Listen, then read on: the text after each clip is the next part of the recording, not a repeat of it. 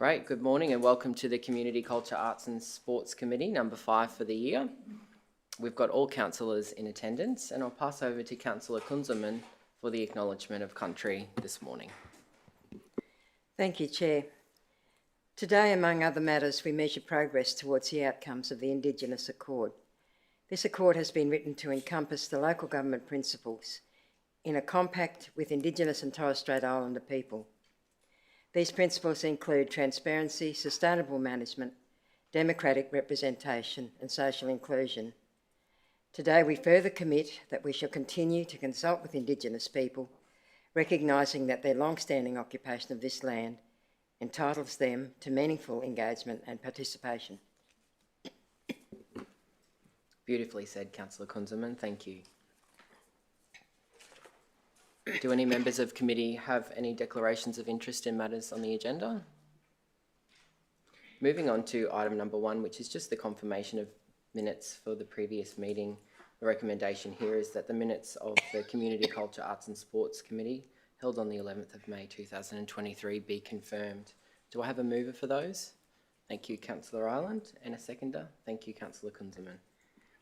I open up for any amendments, corrections. There being none, we'll take that to the vote. All those in favour? That's unanimous and carried. Item number 2 this morning is Customer Charter and Revised Customer Service Policy. Would any member of committee like to speak to the relevant council officer a bit? Yes, thank you. Ms Cahill, if you wouldn't mind.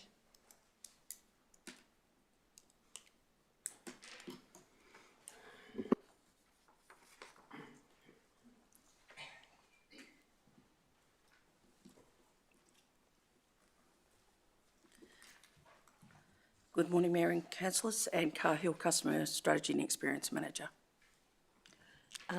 Ms Cahill, on page 17, one of the dot points says establishes the requirement for reportable service levels for consistent customer contact across all channels. Councillor Madsen and I have been out talking to residents that have some concerns about development that's happening or works that we're undertaking, roadworks we're undertaking, and we have been told on a couple of occasions that people ring the number, the old number for Susan Scott, they ring that number and they say that it sounds as though someone picks the phone up and puts it down. So when you're saying across all levels, how do you monitor those calls that we advertise for people to ring if they've got concerns? How do you know that they're actually being answered? That's a good question. At the moment, we only have understanding of the contact phone numbers that go through our Genesis system. I would suggest that Susan Scott's goes through the standard Teams channel. Oh, it's not, well, it's the number, it's a new project. Yes. We were there this week. For the engagement team. Yes. Yes. So I would suggest that that's not on through Genesis, through Teams, but it is it's not a team that I'm familiar with how they manage their processes. So I may need to get back to you on how they manage that that team's flow, because it's not an area that we look after. Okay. It's just that you say that it's going to be across all channels, so I guess that's a channel for people that are ringing up. So, yep, that was just my question, though. Yeah, no, it's a valid question, and I think in the short term we're trying to understand the genesis. But yes, every phone number that's advertised to come into council should be understood. And you know, as we get more mature with this, we should be understanding and monitoring that. But I would hazard a guess that they're using Teams, the Teams channel for that, and they're not monitoring and putting measures on it. Can I get back to you on that? Just the person said that he'd rung 6 times and it just keeps being clicked off. So, and it's someone who used to work in council, so I'm prepared to believe that what he's saying is true. Yes. Yeah, there needs to be an operational response, CEO. Thank you, Chair. So the individual issue, that's not satisfactory. Thank you for bringing it to my attention. We can certainly address the issue of Susan Scott or the stakeholder manager's number. But yeah, to your point about the commitment across all channels, I think we'll need to give that a little bit more thought and perhaps look to make potentially an amendment to what we've got here, or to provide you advice as this comes to, subject to your endorsement, to council. So I think we can revisit the wording potentially in terms of the broader issue of the point you're raising. Does that make sense? Yeah, it does make sense. Yeah, thank you. Back to the, oh, sorry, Councillor Ireland, have you finished? Yeah, thank you. Just in terms of the creation of the charter, what internal, I guess, awareness campaigning is the CX team going to do to elevate its presence within the organisation if adopted? Sure. So once it's adopted, we will have a communication campaign across the organisation. And the importance to us is that all customer-facing staff understand the charter in particular, not just the traditional contacts through teams through contact centre and concierge or libraries, not the obvious ones, but all teams that connect with the customer. And one of the reasons we wanted to move to a charter was the importance of internal customer service providers, that they also connect to this. They were included in the workshops and things, so it's important that we have a campaign for them, and that we understand the stakeholders, that they may be different messages, so that the internal stakeholder does connect with that the level of service they provide in the end influences our customers' experience as well. Yeah, great. Thank you, Ms. Cahill. Perfect. Thanks. The recommendations here are that the revised customer service policy as detailed in attachment 3 be adopted, and B, that the Ipswich City Council Customers Charter detailed in attachment 4 be noted. However, noting the CEO's comments about potentially doing some work, we might formalise a motion to actually recommend that we refer this to the council ordinary meeting later this month.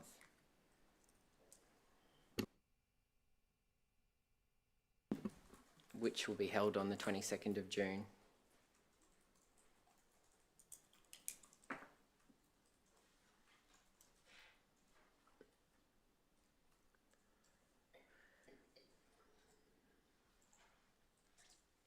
I'm happy to move that. Do I have a seconder? Thanks, Councillor Doyle. I now open that up for any discussion. I just want to say that I'm quite across the work that's been done to get the charter to where it is, and it's really heartening to see that the organisation has responded fairly holistically in terms of the broad engagement undertaken and the buy-in. And I think that the end product that you see here, what is it, page 55 of the report, is that simple little leaflet that we'll hand out to our potential residents that come into contact with Ipswich City Council, but also have it circulated throughout the organisation. I think it's a great initiative. It puts it at the front of everyone's mind when we're dealing with our customers, and it sets out those expectations clearly. Yeah, I support the work that's done here. With no further discussion, we'll take that to the vote. All those in favour? That's unanimous and carried. Item number 3 this morning is the Ipswich City Council Indigenous Accord Milestone Report, March 2023. Do members of the committee have questions for relevant officers? The Mayor, yes. Sorry, just trying to identify the nature of the question so that we can get the correct officer. I guess I was going to speak to the, ask some questions about how the, consultation's going with the Queen's Park Healing Remembrance Place. And I notice in here as well, there's some, in the accord that council worked with the native title party. I was going to ask some questions about that as well. Thank you, Chair. And I just had questions around, HR employment matters. So. Yes. And similarly for... So how about we start with the remembrance, the memorial? Theme 1. Yeah. So, to you, CEO.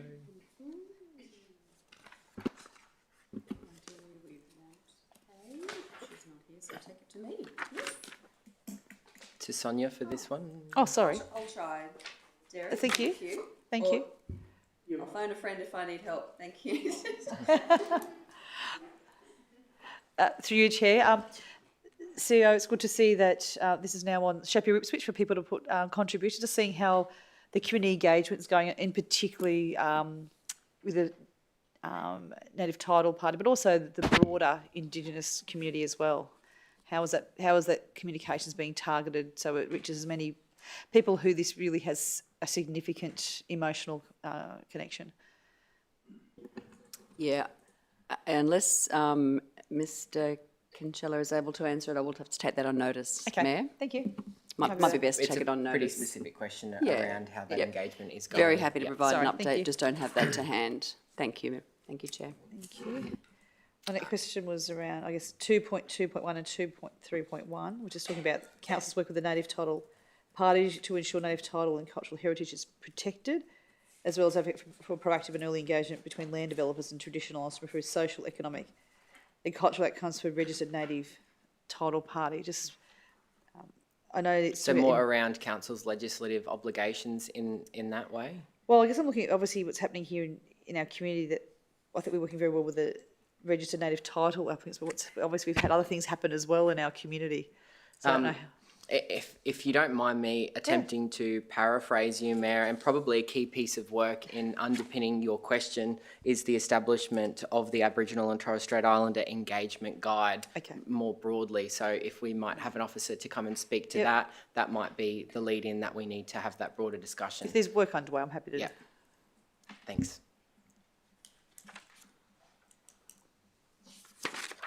It's one of those great pieces of work that has all, parts of the organisation playing a part, in the fulfilment of the aspirations of the Accord. So although it seems a bit clunky, I think it's heartening to know that we are working on it and from, lots of different parts across the organisation. I can see that a number of things are being delivered through the engagement guide. Correct. Yeah, just... Thank you. Belinda Wellben, Team Leader for Strategic Catchment and Conservation Planning. I've been working with Tina Longford on the development of the engagement guide. At this stage, it's 90% drafted. We'll be taking it out for internal consultation shortly. Once we've got some internal agreement on the contents, we will take it for external consultation with our community. So the guide itself has got 3 core areas. Firstly, the 7 groups that are identified in the Indigenous Accord. We're setting out who would be within those groups, what types of issues we would engage with them on and how we would engage with them. The second part is how we would go about undertaking culturally responsive engagement in accordance with Council's engagement procedure, so supplementing that to make sure that our engagement procedures meet the needs of our community from a cultural perspective. And the third component of that is around cultural protocols and ceremonies. So it's a bit of internal education and procedures for those other things on how we would engage with the community on that. From a cultural heritage perspective with the Native Title Party, that's all set out legislatively, how we engage with that group, and we do have procedures in place with that. We are engaging with them and their solicitors on, for example, the White Rock Master Plan boardwalk construction. Thank you. Does that kind of... Yeah, I thought you. we would nail it in that. Thank you. Yeah. Thank you, Chair. Thank you very much.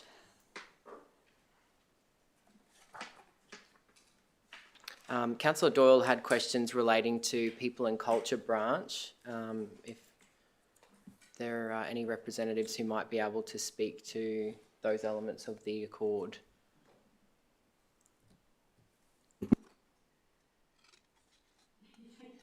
Again, I'll take the question. Thanks, Councillor Doyle. Thank you, Chair. Thank you, CEO. I just really wanted a little bit more detail around 3.1 point 2 as well as 3.2.2, just to understand the delay and also understanding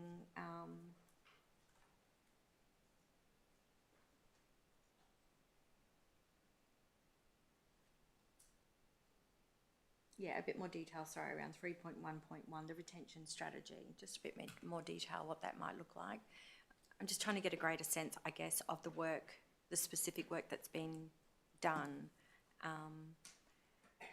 and a couple of examples of where we're, you know, really on our way to getting some good progress.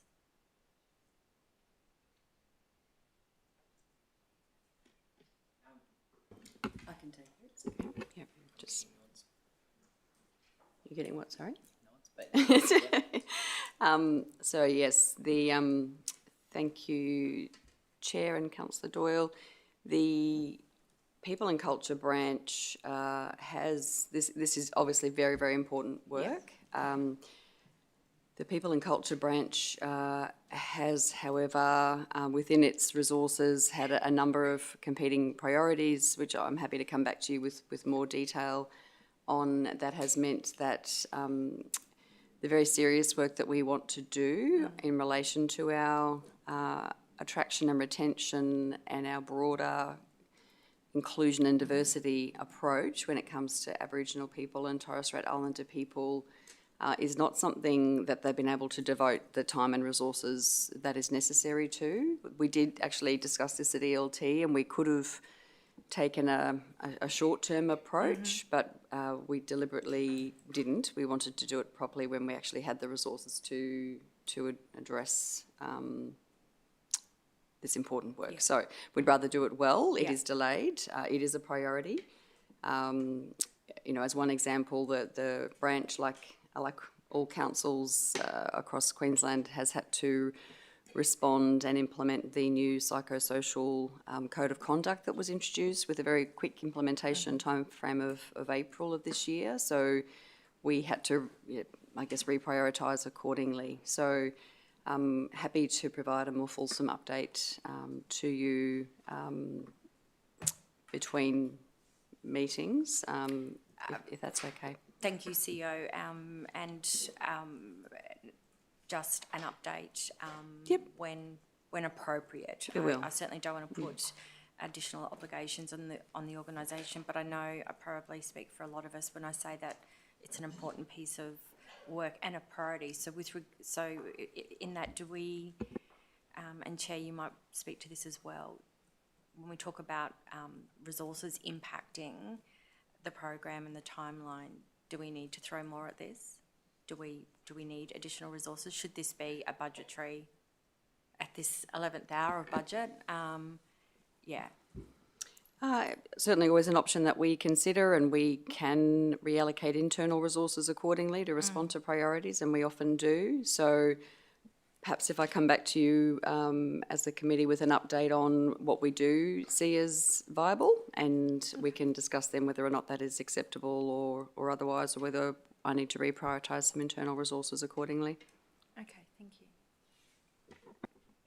Councillor Kunzelman, in a similar vein. My questions were the same, but specifically referring to 3.3.1 and noting that it's in progress and on track in relation to the work experience traineeship and internship program. So, I do actually, yeah. Details. It strikes me that that's something, 3.3.1 is something you could put objective figures against if you were able. So we're on page 45, just for the benefit of the committee. I think I could certainly provide an update on that. I don't have those figures to hand, but again, can include that in the update if that's acceptable. Happy for That'd you be to do fine. so. Thank you. Thank you, see ya.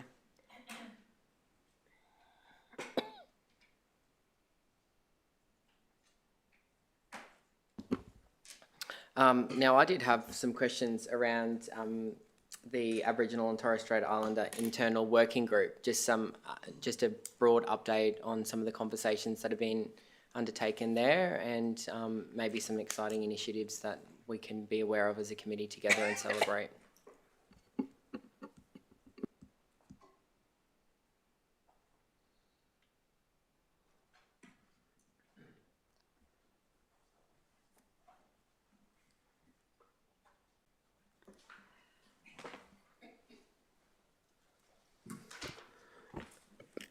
Good morning all. My name is Derek Kinchler. I'm the Indigenous Community Development Officer in Community Development. I'm glad you asked that question because it is very positive. The working group, and I guess this comes back to some of the other questions as well. You know, what we're doing at the moment is currently taking a lot of these ideas from the Accord through to the working group. So we're looking at from employment opportunities. So we're looking at with people and culture through the people and culture strategy. So we're looking at how do we incorporate retention and employment and training through that process. What we'll do at that is we'll have a discussion when we get the full working group together.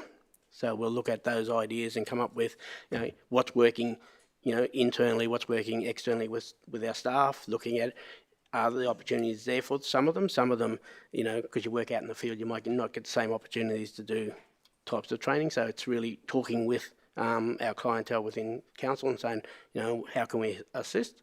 So that's one area there that we're looking at, definitely for that. The working group is brought ideas to council. So we are now looking at some of our waste vehicles have the Accord symbol on it. So we're working on that. So we've got a launch of one at review in 13th of July. At 3 p.m. So we're looking at that. As a working group, we've done cultural capability undertaking. So as part of that experiment, so we've looked at how that works, and now we're looking at next process is putting it across council for usage. So, you know, some of the highlights from the working group is really taking it to the working group and getting a feel of, you know, what do we think will make the organisation culturally safe for the community. So. And the broad feeling within the working group is that the organisation is listening, the advice is being taken on board. Is that? Well, just some of the things that some of the working group members have taken up and on their own fruition and implemented through council, through some of the NAIDOC staff, you know, the posters that they've put in thing. That hasn't been implemented by myself or Tina. It's been implemented by other working group members, and we have Beck sitting over there who put their hand up to say, we can do some of this stuff. So I think that just shows a positive in itself. You know, it's not just left to a couple of people in staff, it's all of Aboriginal and Torres Strait staff now saying, yeah, we want to be part of this. When the trucks were being wrapped, people put their head up and said, can that be my truck?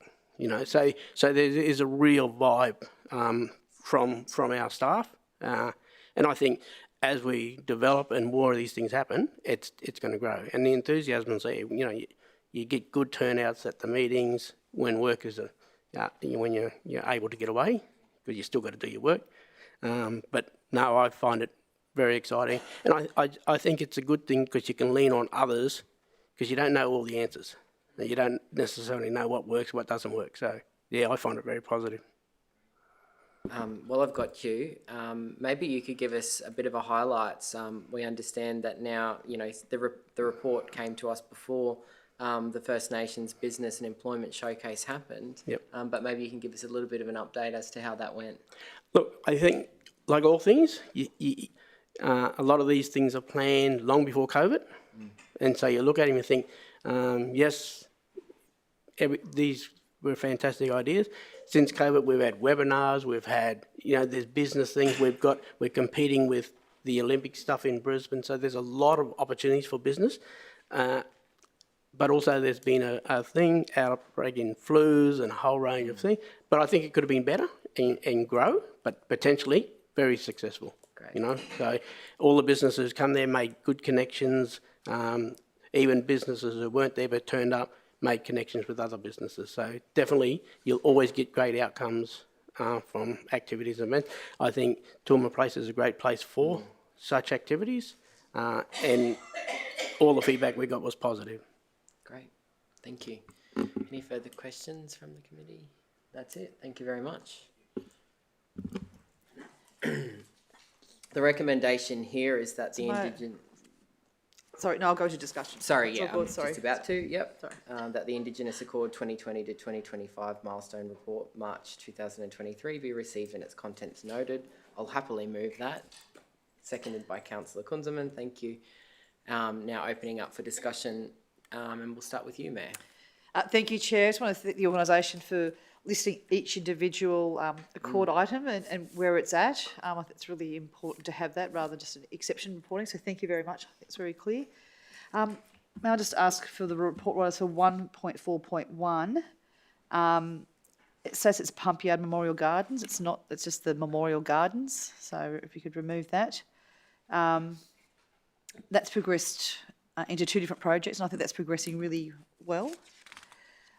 I want to tap into, I guess, Councillor Doyle mentioned 3.1.2 and 3.2.2, which is the Aboriginal and Torres Strait Islander employees encouraged to engage in regular training and skills development, as well as, cultural mentoring program. I guess if we look at 3.1.2, it says here that it's a short term, so 1 to 2 year. So it was signed off in 2020, so it's obviously it is delayed. And I guess now that it's a year behind, like a schedule. So I guess I'm querying what's happening there, because I know when we first brought this out in 2020, the 2 big ticket items were, one was the War Memorial and the healing place, as well as decent employment job opportunities. So I'm just concerned that we're a year behind the deadline, and what's happening in the meantime. Is there some work in HR that they've started to do things, or has it not started? I'm just curious as to where that's at. Is that a further question you want to ask the organisation, or more broadly to open discussion for the committee? If I could ask CEO, is there any work? Anything to what I've already said? Mayor, I don't think I can add anything to what I've already said in response, which was to come back with an update. Okay, thank you. Yeah. Mayor, you pointed out that there were a couple of big ticket items. I think the entire accord is its own big ticket item, and every time we get this report, we highlight different aspects of the organisation. I feel like there's a genuine grassroots connection to the Accord through the Aboriginal and Torres Strait Islander Internal Working Group now, and it was really heartening to hear Mr. Kinchilla talk about how the ideas of that group are feeding into the conversations being had. I think it's really important to take a step back when you're talking about creating a culturally safe environment, and I think, yes, although we haven't made the progress that we want to on a few of these items, I think that the headway that the organisation seems to be making in that cultural safe space means that the connection to these conversations will be easier and more meaningful. And I think that, when questioned, people and culture have told us that that was an important missing link, creating cultural safe spaces for those conversations to happen. So although I am keen, and as Councillor Doyle and Councillor Kunzelman and you, Mayor, have pointed out, it is big for us. We do want to see those employment opportunities happening here, but I think it's always important to add the extra layer of context and awareness around that as well. So, I look forward to your update, CEO, but I just want to acknowledge the work that's happening at kind of a grassroots level from the organisation, which I think is a really beautiful place to start. And I'd agree with you, Chair. I mean, there's been tremendous steps forward when it comes to the cultural leave policy and a few other things that have happened, which I think are really important to have as that baseline as moving forward. It's happening, and we'll continue to make sure that every time we get this report, we're ticking more off and we're making more ground. We're coming, towards the back end of, the time committed to the Indigenous Accord. So we need to cast our mind to what the next Accord looks like, and if it's going to be Olympics focused, and what did we learn from, this Accord that we can implement in the next one. That's obviously for a future council to ponder, but I'm certainly, very happy with where we're at. And like I said in the first instance, there's lots of players here, and I think when the organisation worked that out is when things started happening more quickly. This document doesn't belong to one department, to one employee, it's across the organisation, and I think that is a message, and you might be able to confirm this, CEO, that the organisation has really heard loud and clear and are acting on. Thank you, Chair. Absolutely, and I think, as you said, Derek made the point. This in too many organisations that I've worked in, this has been left to be the job of particular officers. When what we are building here by taking the slower approach, but noting that we have commitments and we have to balance it and keep focused on delivering. Is the genuine engagement and the safety that you mentioned. We going to 3.1.2, we could certainly do what is listed there and provide encouragement to staff and tick that box. But I guess, yeah, we're trying to take a more rounded and an approach that's going to sustain, I suppose, as opposed to a shorter term approach. But I don't want to make excuses. We need to look at the resources that are assigned there. I was just going to provide an update that what will help the various areas of council work is to supplement the excellent and very capable and very committed Aboriginal and Torres Strait Islander employees we have in the form of Mr. Kinsella and others, of course, many others, in fact. We've got first round interviews for our principal officer of First Nations policy and strategy next week, which we've engaged an expertise of an appropriate recruitment partner, and we're very hopeful that we'll be able to recruit somebody that will be able to work with the various areas across the organisation with that expertise and being another Indigenous person in a senior role to really take the leadership together with us and give us that advice to move forward. Thank you. Any further discussion? It's a lot to take in this morning, but all meaningful. And I think, I'm always supportive of having these conversations in our committee. So with no further discussion, we'll take that one to the vote, noting the CEO has some actions and they have been noted here, so we'll ensure to follow up them, but we'll take this recommendation to the vote. All those in favour? That's unanimous and carried.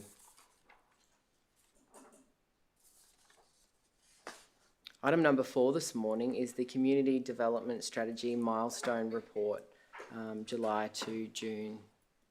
Would any member of committee wish to talk to a relevant council officer with regards to the work being done? I do have one overarching question for you, Ms. Dower.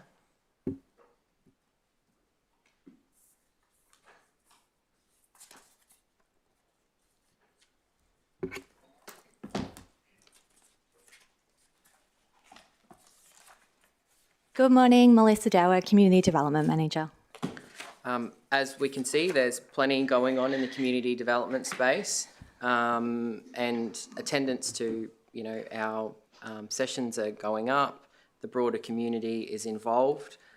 Thinking back, to when we implemented the community development strategy, and when we decided to take that strength-based approach, how have our residents really grown with that concept? Because it was a big change from what we had originally had. So now that we've got a couple of years under our belt on developing on that strength-based approach, how is the community responding to that?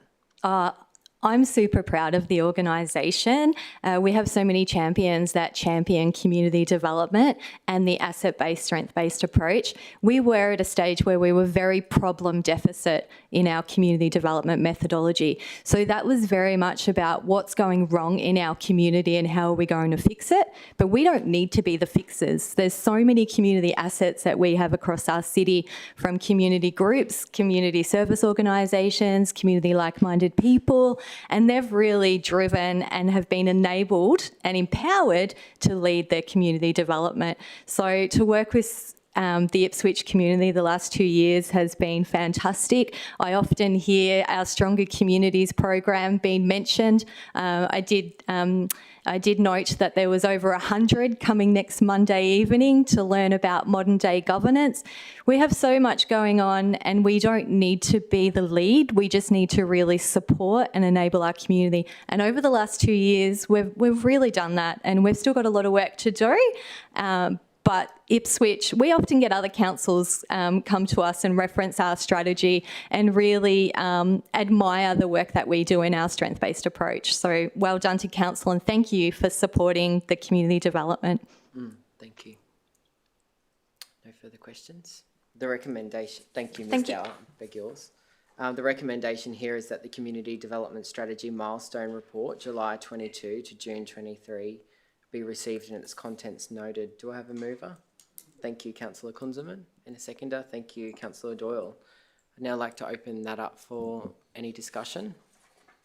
Okay. I like that the organisation, I think the milestone report was easy to read and very succinct, and it's an impressive list of achievements. We often hear the word a hand up, not a handout, but I see in the report here there's another doing with rather than doing for, which I think is that ethos that we have. In particular, the Stronger Communities Program Chair, I note here attendance 208 people and 167 community groups. I just want to put that in perspective. That is a phenomenal number of community and sporting groups that are doing this, and I've not had anyone say anything negative about it. It's positive and it's word of mouth. That's why people are coming to it. It's great to see community funding. There was a big change in our organisation on how community funding did get out to the community, so it's great to see that that's coming on board, and we can see the last financial year that 140 community groups have received a total of so far this financial year, $756,000 to support their community and sporting groups, which is great to see. So, as well as obviously the Home Assist program is really important, especially for many people in our community who just need a little bit of help around the house. They'll make a huge improvement to their lifestyle. I run into especially seniors who they probably wouldn't be living at home if it wasn't for Home Assist. So it's a really great project, and I think is it funded by the state? I think it's a really good program. Yeah. Thank you, Mayor. And I just want to piggyback off your comments around the work that's being done. And I did ask Ms. Dow the question about how is it working out for us, because it is a big change and it was a big leap for us, as a committee, as a council who endorsed that strategy, to move in a different direction from what the city had been used to. It's showcasing our strategic vision for the future, and we're now seeing the fruits of that, come out. There is still work to be done in the community development space, but I feel like we're getting big bang from our buck, and, we always accept that small ideas can turn into big and beautiful things. Thinking back to Councillor Doyle's motion about domestic and family violence, and how, community development then worked with, DVAC to have, our first summit here. That all feeds back to the work that we do here as a committee, and, as a direct result from the strategy. So I wanted to call Councillor Doyle out for that initiative and, congratulate all those who were involved in the Domestic Violence Summit, because it was a huge success and we're already planning for next year. So there's so much that we can do rather than just solving individual problems all of the time. We can partner with these big organisations. We can get and engage lots and lots of people, big community groups, and bring them together. And this is, something that underpins the work that we do. And if it weren't for, the support of our committee, but particularly that from my Deputy Chair, Councillor Kate Kunzelman, who is there every step of the way and really, truly believed and adopted this before I even thought that it was going to work out for us. You were the one that was reassuring us that connecting with community and empowering them was going to be, it was going to solve our problems. I thought we were walking into a trap, by forcing our, residents to look and behave in different ways. But you always believed in that, because that directly speaks to your experience and background on boards, feeding into broader community initiatives. So I do want to personally thank you for the work that you do and the belief that you've had in this the entire time. Yes, of course. That aside, I have plenty of anecdotal evidence that community organisations, and this is not research or a survey or anything, but plenty of community organisations are saying they've never had such a good relationship with Ipswich City Council. I'll leave that to you. So you proved me wrong and yourself right, and it's been a big 2 years. Councillor Johnnick? Just picking up on the Home Assist program quickly and the agility of it, speaking to that and how great it is for our seniors, the feedback that had come back from council about a few issues were really drilled down and solved, and so the ability for our organisation, as large as it is, to get really personal and try and fix make solutions to keep the reputation of that program alive, because it is such a great program. The senior groups that I go and visit out in Camira and Goodna, a lot of them don't know about it yet, and so the people that do know use it often and love it, and yeah, I've just full support for it. Thank you, Councillor Jonick. With no further discussion, we'll take that to the vote. All those in favour? That's unanimous and carried. We've got no notices of motion or matters arising, so we'll close the meeting. Excuse me, excuse me, Sorry, Chair. beg yours. Could I just make a suggestion before you close the meeting? I'm just wondering if we could have a discussion about internships across all residents of Ipswich, looking especially for the school leavers that don't have any direction of what they're going to do when they finish school. Could we look at an internships, say in, this is just a suggestion, but in parks, and after 2 years, if they've got their licence, we look or work with the state government to get them their truck licences, something like that, to do some work in that. I know it needs to be defined, but I'm just offering it as a subject we might look at. Yeah, I'm supportive of that. I think, you know, it's a very specific idea and one that might be worth bringing as a notice of motion to this committee, to make it the work of the committee or council, and in the background potentially. I think I need to toss it around a bit before I can do a notice Yeah, of motion. but Chair, through you, happy to assist Councillor Ireland in that as well. Yeah, okay, great. Thank you. Thanks, Councillor Riley. So I'll now close the meeting at 11:23 this morning. The next committee will be in 10 minutes. Thank you.